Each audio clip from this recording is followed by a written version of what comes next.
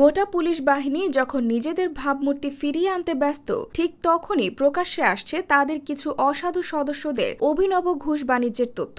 সম্প্রতি এই অভিযোগের আঙুল উঠেছে শাহ আলী থানায় কর্মরত ৩ পুলিশ কর্মকর্তার বিরুদ্ধে। তাদের প্রকাশ্যে চাঁদাবাজি, ভয় দেখিয়ে নগদ অর্থ আদায়, এমনকি বাকিতে মুক্তিপণ আদায়ের মতো কুৎসিত কর্মকাণ্ডে অতিষ্ঠ স্থানীয় বাসিন্দারা।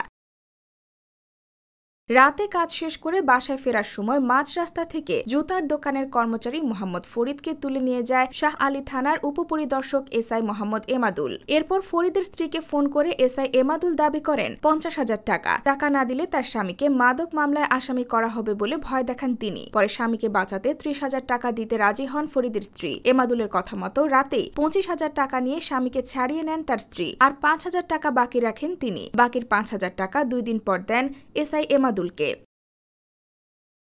খোঁজ নিয়ে জানা যায়, শাহ আলী থানা এলাকার সাধারণ মানুষকে রাস্তাঘাট থেকে ধরে নিয়ে হাতে হ্যান্ডকাফ পরিয়ে পকেটে থাকা সব টাকা বের করে নেন এসআই এমাদুল। তার এসব অপকর্মের সঙ্গী একই থানার এসআই কামরুজ্জামান এবং এসআই বদরুজ্জামান। এদিকে তাসলিমা নামে এক নারী জানান, এসআই এমাদুল বারবার তার বাসায় গিয়ে টাকা নিয়ে আসে। এ পর্যন্ত দফায় দফায় অন্তত ৭০,০০০ টাকা নিয়েছে বলে অভিযোগ করেন এই নারী।